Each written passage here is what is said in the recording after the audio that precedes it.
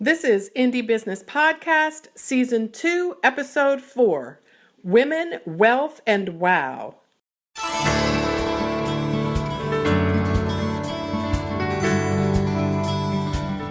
Hello and welcome to this episode of the Indie Business Podcast. I am your host, mentor, and coach, Donna Maria, the founder and CEO at IndieBusinessNetwork.com. My goal is to help makers and creative entrepreneurs build a solid business foundation, increase your income, and use your business to create the life you love. In this episode, I will introduce you to Becky McCray of Small Biz Survival. And if you believe in the power of local, cozy up now because you will love what Becky has to share. Becky is a true small town girl. She lives and works in Alva, Oklahoma.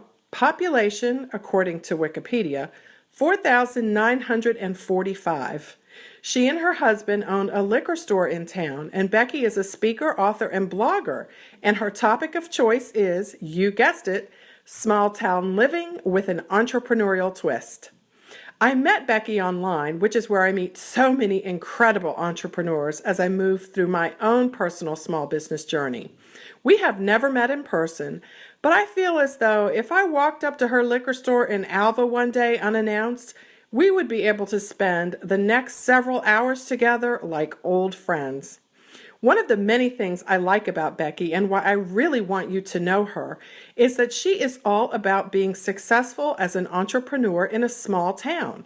So often we live in tiny towns, and the one I live in North Carolina, has more people than Alva, but it's still small with only about 33,000 people. We sometimes feel as though we do not have the resources that large cities do, and that therefore we may not be able to be as successful as we might like to be in business. Well, Becky says that the internet changes all that, but she doesn't just say it, she lives it. Everything she does is geared toward helping rural entrepreneurs succeed. And you know, if people in small towns in this nation are successful, then our nation will be successful. It's important work that she's doing, and I think you need to know about it. Becky's got some great commentary on the meaning of women, wealth, and wow. You will really enjoy her unfiltered, down-to-earth approach. You can get a summary for this episode at indiebusinessnetwork.com/17. I'll be right back with Becky McCray.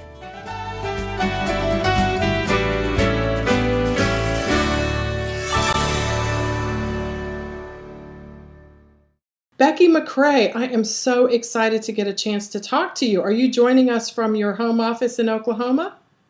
I am in my home office in the big village of Hopeton, Oklahoma, unincorporated place of about 30 people. Really? 30 people? You know, it is amazing. The internet is amazing.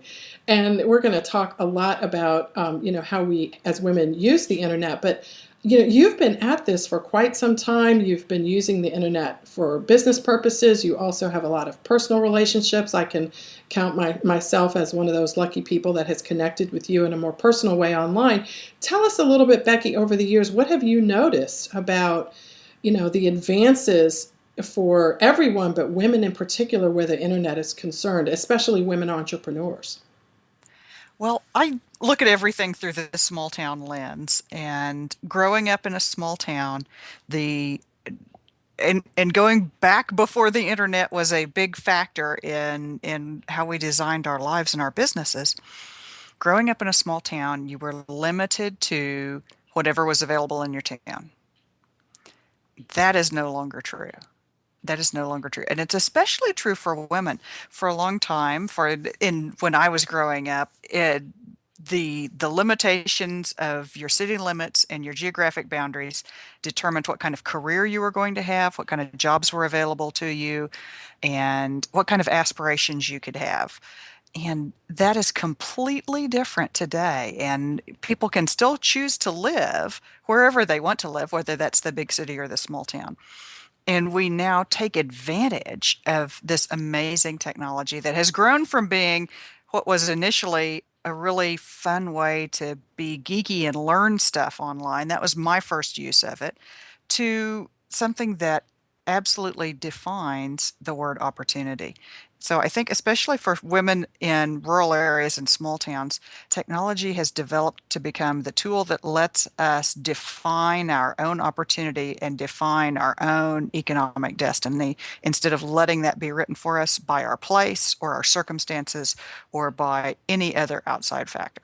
Oh, I so love that definition. And I love that you mentioned as well that we can be wherever we want to be. I know my husband and I moved our family from the big city, Washington, D.C. area, to Monroe, North Carolina, not too long ago. And while a lot has changed about how we live personally, not a lot has changed about how we run the business and the tools that we have to do that. It just transcends location. Yes, and that is for especially for women in small towns and rural areas. That is the game changer. It does not matter Hmm. where you are located because you can build your business from anywhere. And so don't let, I mean, if I can be here based in a community of 30 people, you cannot tell me your town is too small Well, because and it's not. You can build from wherever you want to be and you can choose in a way we are location independent in a way that has not been true in throughout the rest of my lifetime. so how do you encourage people, Becky, who you come into contact with in small towns? Because I know you do a lot of speaking across the country on this topic. How do you encourage newcomers to this way of thinking and this way of life? I know there's a lot of people out there who maybe they've heard about it or they've read a little bit about it, but they don't feel like it relates to them personally. What are some of the first things you share with them to encourage them that this really can be useful to you? It's not just other people. Going online and building your business online. Is that Just the this? just do it. Yeah, yeah. Okay. Yeah. All right. Well, I absolutely. I just wanted to clarify because I thought you might be talking about people that were looking to relocate or there's other shades to that question. So, but the number one thing when people are looking at the question of, well, maybe internet's not for me, or, I can't really build my own business. Especially, I get more people who tell me they're reluctant to build their own business than I get people who are thinking the technology is not for them.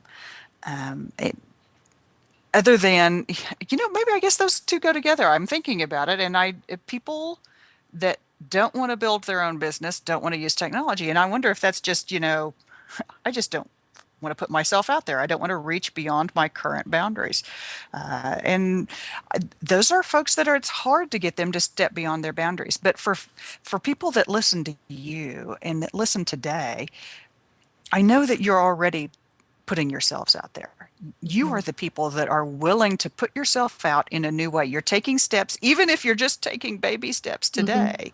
mhm, You are putting yourself out there. And don't think for an instant that this is not for me or I can never be as successful as. And I've listened to some of the folks that you talked to previously, some of mhm, your very successful people that you've interviewed before.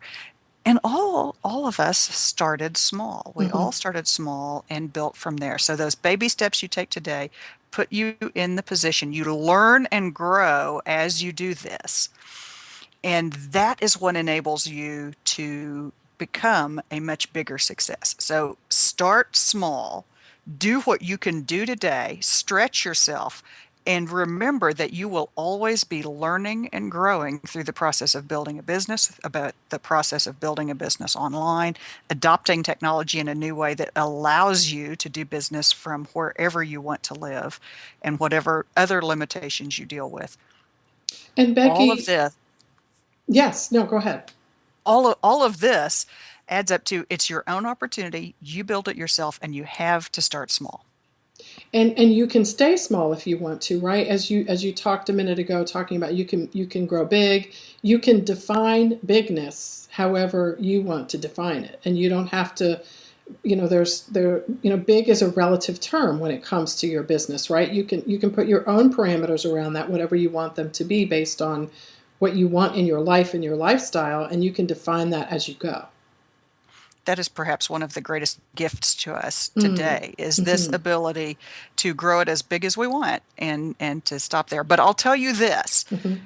you can grow bigger than you think you can because what seems really hard today and takes a lot of time and a lot of work and a lot of effort, and therefore you think, boy, this is as big as I want to get, it's going to get easier because you're going to get better at it. Your skills will continue to improve, and you will get to be a better manager and a better financial manager and a better marketer, and you will learn and grow. And that means that your capabilities will grow and you'll be able to do more than you thought you could. So don't put an arbitrary wall that says, this is my limit. Continue to allow yourself to grow and to do as much as makes you comfortable and happy, or stretch yourself to do more. But just be aware that that limit may be bigger than you think it is, and it's not a one fixed location brick wall. It's more like an outer boundary that Mm-hmm. moves Mm-hmm. as you expand. Your influence will expand. Oh, I love that. An outer boundary that moves. That is such a good visual. And, I'm so excited that you said that because this just sort of came to me, this idea of at first the learning curve is large and it takes an hour to do things that it takes other people 2 minutes to do because they've been doing it for 10 years. But as you do that more, it takes less time to do those things, right? And as you continue to do them and you shrink the investment of time to actually do them, the business, because you're doing those things over and over again, will continue to expand toward that outer limit, which continues to be a moving target if you want to keep stretching yourself. Is that kind of a good way to think about it too? Yes, absolutely. As you get better and better, things Mm-hmm. take less time. Mm-hmm. You'll also become more effective. You'll learn better ways to do things, especially marketing is a great example of this. You'll learn that something that took you 2 hours the first time may only take you 15 minutes after you've been doing it for a year. And you may have learned a new way to do something, especially online, and market that reaches a whole new burst of people, Mm-hmm. and suddenly your effectiveness has increased an enormous amount, and so that outer boundary has just moved again. So you were Mm-hmm. limited by the fact that you could only market and only reach a small number of people, and Mm-hmm. now that limit has been moved back and you are able to Mm-hmm. reach even further, while you're still able to keep your business Mm-hmm. at a level that works for you, whatever that level is. Wow. And you can maintain that over time and keep defining it as you go. I love that flexibility part of it. Because, as I said when I kicked off this Women, Wealth, and Wow series, being an entrepreneur, for me anyway, has been like the best training tool ever. I think I'm a better woman because I have a business, because it helps me to handle so many other things in better ways. What do you think about that as well? It's hard for me to imagine what it's like to not have your own business. My parents were Mm-hmm. entrepreneurs, both my mom and my dad. And so I've grown up with a very entrepreneurial mindset all my Mm-hmm. life. And I have worked for other people, and I've Mm-hmm. worked for government and nonprofit and for-profit businesses and in education. Small town person, I've done lots of different things, but I've always had my own entrepreneurial projects in addition. And I know that Mm-hmm. that brings a richness to my experience that other people that have only worked in a job for a paycheck don't have. And You know, it's a sense of independence. It's a sense of self-reliance, and to know yes. I determine, I Mm-hmm. decide. You can cut off my paycheck, but I will not kill me. I will be okay because I can find another way to go. Yes, I love that. I was not raised by entrepreneurs. I have entrepreneurs in my family history, but Yes. not my first, my parents. And so it's interesting that you say that you can't imagine life without having a business of your own. It's so funny because I would say I can imagine it because I lived it for many years in my parents' home. What I can't imagine is having a life today where the internet is as pronounced as it is, which obviously it wasn't when my parents were raising me. Um, I can't imagine, even with a full time job, not having something that creates income for you outside of that job. See, now that is one of the small town rules. This is one of the things, like from your grandparents, those farmers that knew that they had to have multiple lines of income. That's right, And they and did. I get this from my family as well, and being raised in a small town. But it's one of the rules that Chicago entrepreneur Barry Maltz and I put together the list of small town rules. What would Hmm. we know in small towns that applies to everybody now? And one of them is that you must have multiple lines of income, Yes. because you do not know what will happen. I don't care how secure and safe your job is. The price of oil can drop from over 100 to $40 a barrel. Your industry can be completely remade almost overnight. Your job can be replaced by automation or robots no matter what you do. Your boss can up and decide that they're doing something completely different and you are no longer necessary. And any of that is just to say there's nothing certain in the world. There is nothing certain in the world. And it only makes sense looking at all of the opportunity available to you today. It only makes sense to find a way to make sure that you plant a second crop, that you have another line of income ready should something happen to your main line of income. Becky, how do you define wealth? That's a great question. And I love the fact that you're doing this series on women and wealth. And I loved the fact that when you kicked this off, you talked about your own successes and your own failures as the very first thing on this topic, because I think wealth is very much tied to both success and failure. Hmm.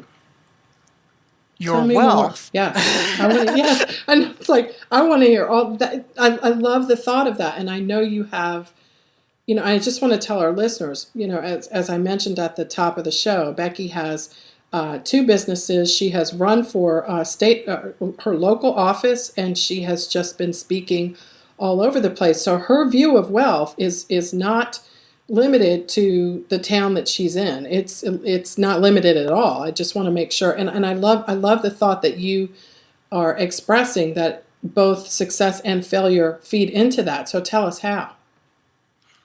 Your wealth comes not only from the dollars in your bank account, it comes from your flexibility and your ability to choose your own destiny, your own opportunities, your own reaction in any situation.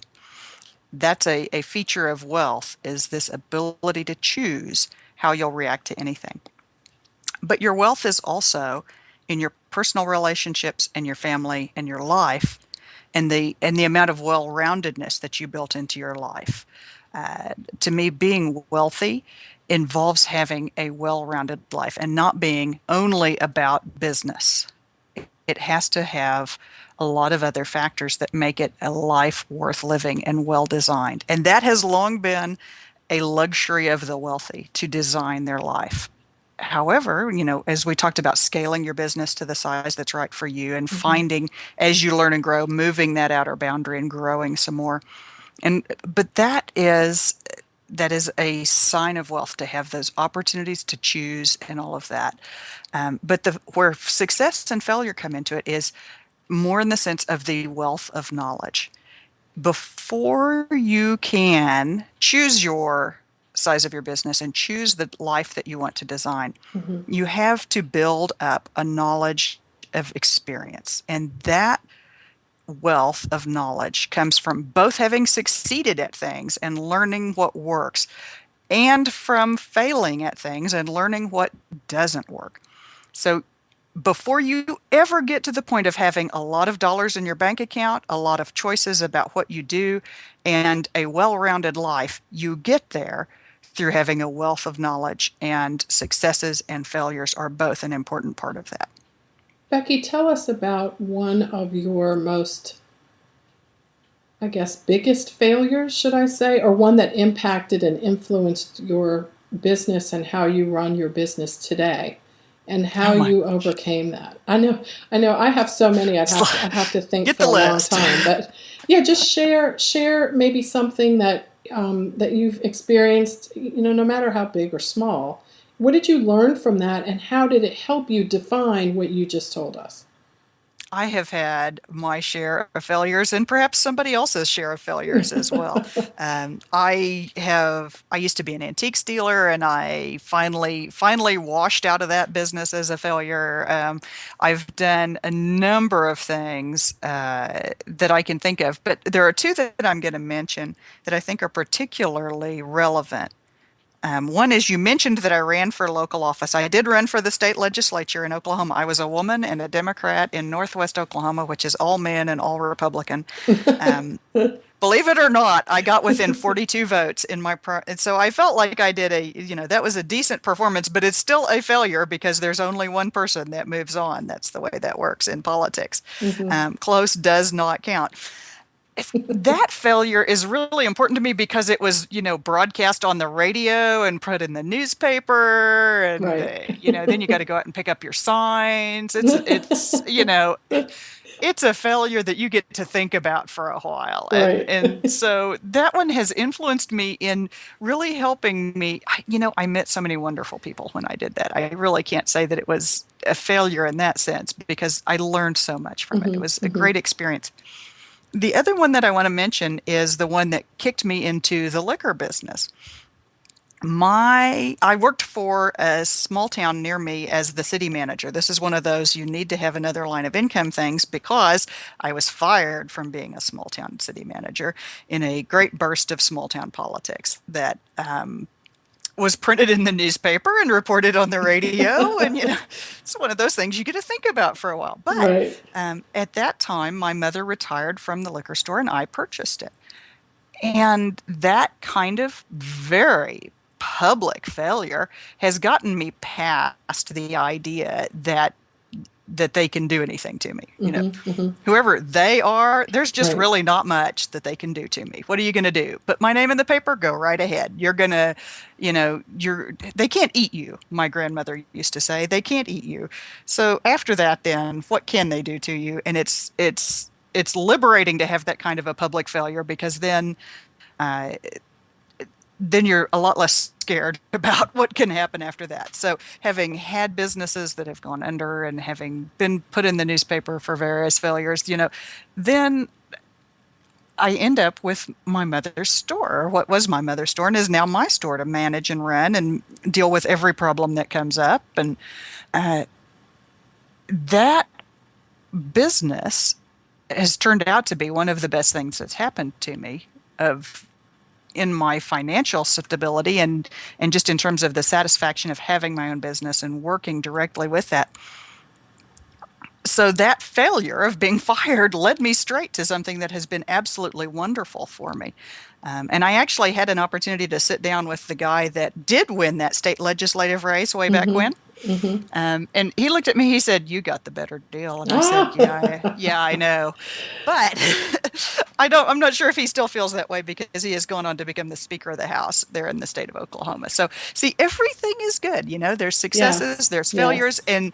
and you never know. What feels like a failure at the moment is actually a success just waiting for you to get better perspective on it. Oh, and I love your grandmother's statement, they can't eat you. That's something to remember. And what you've just described, it's almost as though you have created and you encourage others to use entrepreneurship to create this impenetrable economic hedge around you so that no matter what happens to you and no matter how you respond to what happens to you, you can still choose to continue to define this lifestyle on your own and be able to do what you want to do and have that be the wealth as you define it.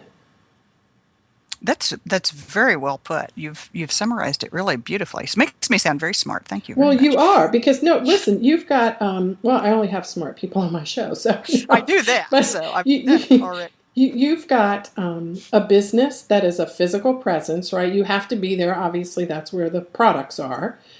They have to where be we keep the shipped. booze. You got to pay. You got shipping. You've got regulatory issues, obviously, as a person, a business selling alcoholic beverages, and you also have this other business that is completely almost. I mean, I know you do speaking and stuff, but it's largely virtual, and so you have combined the physical and the virtual, to create two businesses that are completely separate, yet which perfectly leverage each other to accomplish your goals and allow you to have this kind of wealth of freedom and flexibility that you're talking about. Yes. I love that. And And I wanted to just, and oh, before there's you go off more? with There's that, more? Okay. I want to point out one thing that goes with that, which is as beautifully planned and structured and wonderful as all of that sounds now, and it does sound really good, and it's a wonderful life to live. There is no way on earth I can make a claim that that's what I was planning and that I saw that as this large views, beautiful vision and I headed straight for it and there were no problems. I mean, we've talked a little bit about failure. It's important to note when you are starting that you start with baby steps, you do where you are right now, and you consistently work on improving and doing new things and being open to new opportunities, but there is no way that you know where you are going, or at least not for me. I love that. Thank you for saying that, because I have lived sort of a similar path. I started my business making cosmetics and soaps, and I thought I would be selling them for the rest of my life. But Providence and customers' pocketbooks said otherwise. And so, I adjusted and you've adjusted. And so that's probably one of the things that I would imagine you let people know all the time, because when you're, especially if they're new to entrepreneurship, right? They feel like, okay, this is what I'm going to do. This is my plan. So I'm going to plan it out for the next 20 years. And this is what it's going to look like. And this is how I'm going to run the whole thing.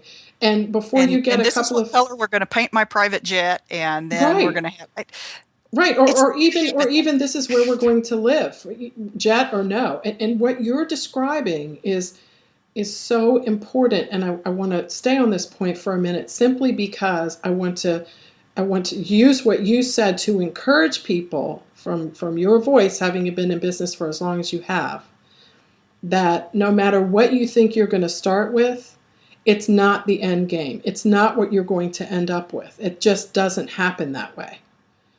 particularly in today's market. Things Mm-hmm. move incredibly quickly. Yeah. Products change, consumer tastes change, technology changes on you. Everything changes very quickly in today's market. Mm-hmm. While it is important to be looking down the road, to have plans and to know where you think you are going, it's also important to realize that things will change. You will adapt, and you will change your direction even as you are moving, because that's the way you succeed in business today. You will fail, and you will succeed, and you will learn, and you will change, and you will grow, and you will do different things. That's just the way it works. So, Becky, as we come to the end of our time here together, I have never been to your liquor store, but I hope to visit one day.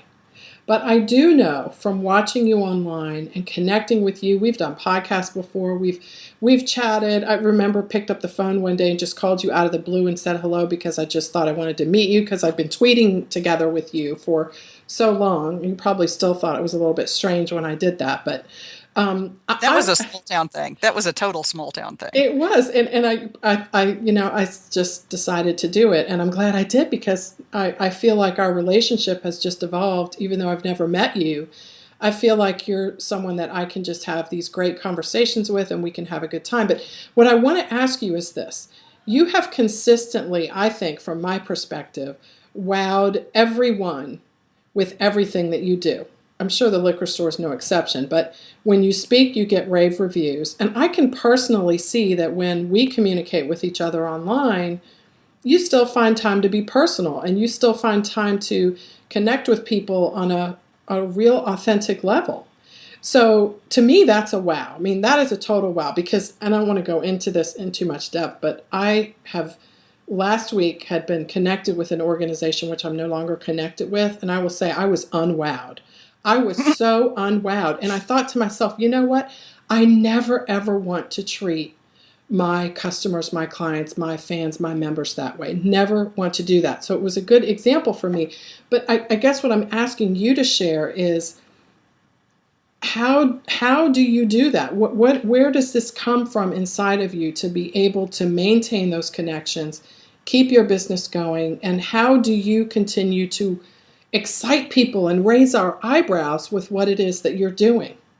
What's your secret sauce where that's concerned, is what I'm asking. Lay it out there for us. What is it? I'm tempted to say that it's being from a small town because the reason I'm personable and the reason I connect on Twitter and online and why if you pick up the phone and call me, I'm the one that answers Mm-hmm. is that I come from a small town and I see community as a real thing and Mm. something that we do. And so it's part of being interconnected.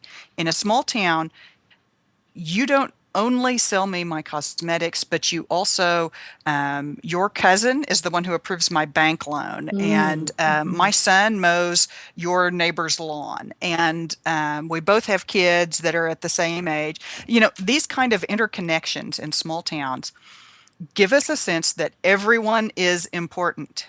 There is no one who is unimportant to your future in this community. You must treat everyone as important. I take that same attitude with me online. I take it with me when I go and speak. I take that with me in any way that I connect with other human beings. I presume that every one of you is important. Every person matters.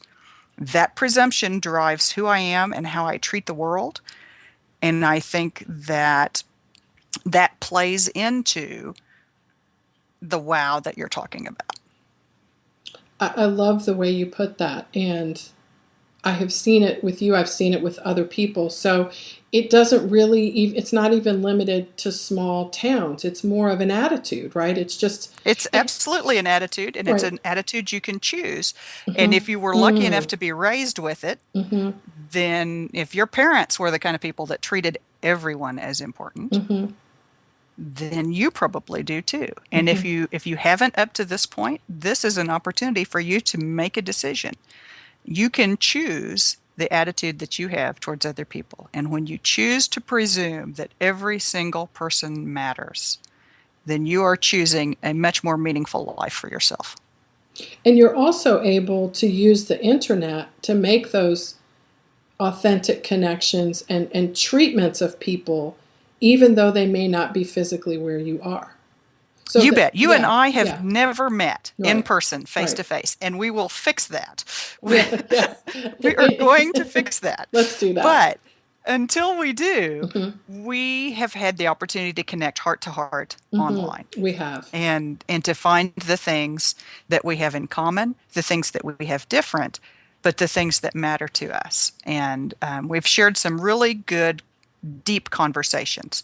And nothing connects you to another human like a deep conversation. So the more Hmm. opportunities you can find to have a deep and meaningful conversation with Hmm. other human beings online, in Hmm. person, pick up the phone, go to their house, write them a letter on paper, send Hmm. it by carrier pigeon, Right. but have a deep conversation Hmm. with other people. You will Hmm. benefit. You want to talk about wealth? Yeah, yeah. That will build wealth for you. Have Well, more deep conversations with more interesting and amazing people. yes, and so much more transcending the business than anything else. It's richness in your personal life, but in terms of business as well, no matter what, it will be amplified somehow if you use the Yes. internet to do that. And I love that because that can come out next month or it can come out next year. But somehow or other, that personal connection that started online, that you took personal, you can continue it online and use that as a way to add more depth of relationship and richness to your life. And you're right, that's where the wow is. And I will say this, those deep, rich, meaningful conversations that you have with people, it will it will come back to you sometime online and you never know how, but it's also going to make you a better business person. You're going to Hmm. become a better person. You will end up with a more profitable business Hmm. because you have gained a better understanding of other human beings. Yes. That will make you a better business person. You will do business in a better way and you will have a more profitable business because of it. That's such a good way to end. We're serving people, not buyers. We're serving other human beings. Yes. And there is the wow. It's other people. There's just nothing like the internet for a tool that makes those connections. And Becky, you're a master at it. And I'm so excited to see your businesses grow. And I'm so excited to be connected with you. And thank you so much for sharing with us here on today's show. Tell us what website and what Twitter and Facebook should we go to? Because I know you have more than one. Where should we go to get the best of Becky? The best of Becky. Thank you very much for having me on today. I My just want to say pleasure. that first because it has been a very good conversation for me. I think I learned some things that I didn't know about me to start with, Ooh, just from yay. our conversation. Um, you can find me online at smallbizsurvival.com. That's my Okay. main site about small town business. And if you go to beckymccray.com, that is my site about my speaking, but it also has a link to my Twitter, which is at Becky McCray. It has a link to my Flickr if you need to see my photos. But you can find me in all of those places. Small Biz Survival is my main small town business hub. And by the way, I do love your Flickr. I have ended up there, I don't know how, clicked a couple times and ended up on your Flickr. And I love seeing some of the pictures from your town. I love to post my hometown pictures and my travel pictures from Mm-hmm. all over. So there's pictures from Peru and Mm-hmm. Africa and London and Alva, Oklahoma, which is, it's a great mix. It is that is a unique mix indeed, Becky. Thank you so much for joining us today. Bye-bye. Bye bye. I hope you enjoyed Becky's insightful comments and our fun conversation. If so, won't you show us some love on Twitter?